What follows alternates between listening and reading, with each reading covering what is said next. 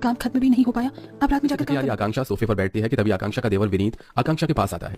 भाभी मैं कब से आपका इंतजार कर रहा था, मुझे 1000 रुपए दीजिए। क्या 1000 रुपए? लेकिन पिछले हफ्ते तो मैंने तुम्हारी कोचिंग की फीस भरी थी, तो अब तुम्हें किस लिए इतने पैसे चाहिए? अरे भाभी मैंने आपको बताया था ना कि अगले हफ्ते हम सारे फ्रेंड्स बाहर घूमने के लिए जा रहे हैं, सब अपने घर से 4-5 हजार रुपए लेकर आ रहे हैं, मैंने तो फिर भी आपसे 1000 रुपए मांगे हैं। विनीत तुम तो जानते हो कि महीने के आखिरी दिन चल रहे हैं, हाथ टाइट है, मैं इस वक्त तुम्हें 1000 रुपए कैसे दूं? क्या भाभी, मुझे एक आपसे ही तो उम्मीद थी और आपने भी मेरी उम्मीद तोड़ दी। हम लोग कोई ऐसी वैसी जगह थोड़ी ना जा रहे हैं, बल्कि हम तो कॉलेज प्रोजेक्ट के लिए बाहर जा रहे हैं। कॉलेज प्रोजेक्ट के लिए ठीक है, मैं तुम्हें सुबह पैसे दे दूंगी। थैंक यू भाभी, आप वर्ल्ड की बेस्ट भाभी हो। इतना कहकर विनीत अपने कमरे में चला जाता है और बेचारी आकांक्षा की थकान उतरने के बजाय उसे और टेंशन कपड़े बदलकर जैसी किचन में खाना बनाने के लिए जाती है। ये क्या, मैंने भाभी से कहा था कि सब्जी काट कर रखें, लेकिन ना ही तो उन्होंने सब्जी काटी और ना ही आटा गूंदा है, बस ये चावल बना दिए हैं। आकांक्षा अपनी दोनों जेठानियों के शाम हम मंदिर चलेंगे, सुना है मंदिर में कल शाम बहुत बड़ा कीर्तन होने वाला है। भाभी मैंने आपसे कहा था ना कि आप सब्जी काटकर और आटा गूंद कर रख देना, लेकिन आपने ना ही सब्जी काटी और ना ही आटा गूंदा है।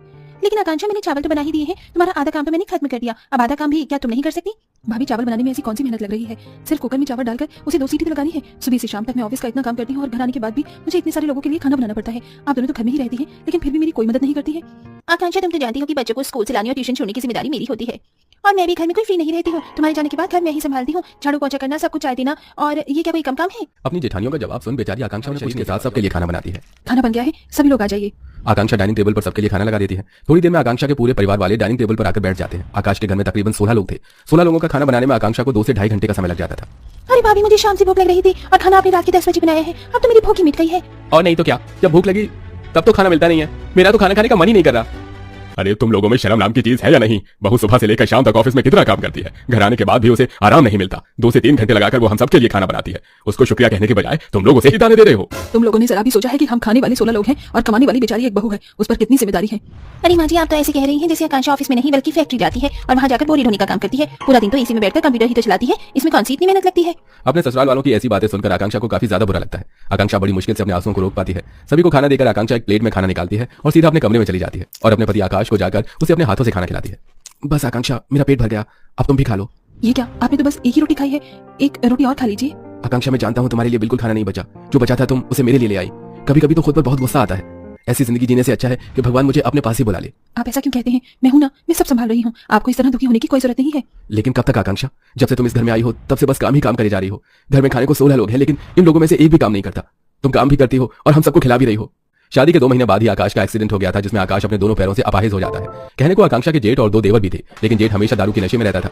वहीं दोनों छोटे देवर पढ़ाई लिखाई के नाम पर हमेशा अपने दोस्तों के साथ आवारागर्दी करते थे, जिसके चलते आकांक्षा पर उसके परिवार की 16 लोगों की खाने पीने की जिम्मेदारी थी।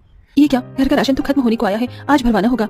आकांक्षा घर के राशन की लिस्ट तैयार करती है और राशन लेने के लिए जाने लगती है कि तभी आकांक्षा की नंद शालू उसके पास आती है।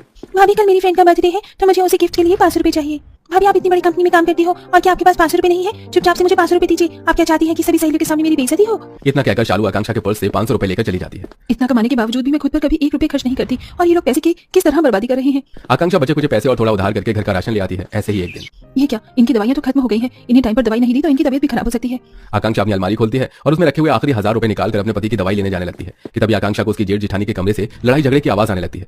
आकांक्षा जैसे ही अपनी जेठ जेठानी के कमरे में जाती है, अरे पैसे दे, मुझे दारू पीनी है। कहाँ से लाऊं पैसे, मैं कमाती हूँ क्या? अगर इतना ही दारू पीने का शौक है तो खुद क्यों नहीं कमा लेती? तेरी इतनी हिम्मत भी तो मुझे जुबान लड़ा रही है। इतना कहकर जतिन उर्मिला पर हाथ उठाने वाला होता है कि तभी आकांक्षा उर्मिला को जतिन से दूर कर देती है। भैया पागल हो गए हैं क्या, जो आप अपनी बीवी पर हाथ उठा रहे हैं? पैसे चाहिए, मुझे दारू पीनी है, मुझे पैसे लाकर दो वरना मैं सबको मार डालूंगा। जतिन इतना बोलता ही है कि तभी उसे आकांक्षा के हाथों में पैसे दिखाई देते हैं। जतिन उन पैसों को छीनकर वहां से जाने लगता है। भैया रुक जाइए, वो पैसे मेरे पति की दवाई के हैं, रुक जाइए भैया। आकांक्षा रहने दो, उस आदमी के सर पर भूत सवार है।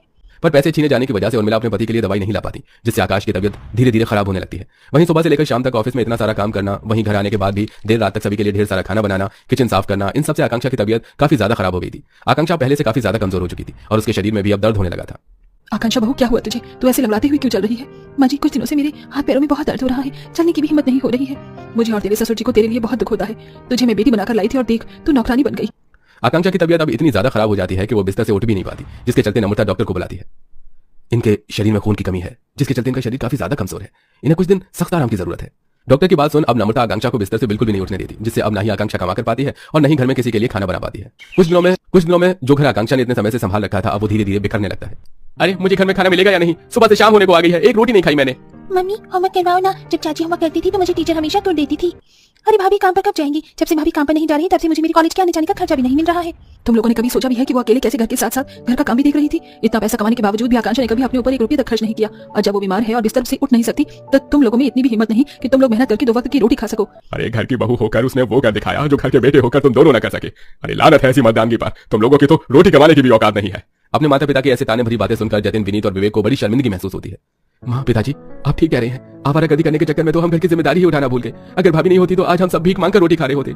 तुम लोग तो फिर भी छोटे हो, लेकिन मैं तो घर का बड़ा बेटा हूँ, मुझे तो चुल्लू भर पानी में डूब जाना चाहिए। जतिन, विनीत और विवेक अगले दिन ही नौकरी ढूंढने के लिए अलग अलग कंपनियों में इंटरव्यू देने के लिए जाते हैं और कुछ दिनों में इन तीनों की नौकरी भी लग जाती है, जिसके बाद अब तीनों भाई मेहनत करके कमाते हैं और घर की बहुएं अच्छे से घर चलाती हैं। साथ ही आकांक्षा भी अपने पति का अच्छे से ध्यान रखने लगती है। वेल दोस्तों, आपके घर में कितने मेंबर रहते हैं हमें कमेंट करके जरूर बताएं।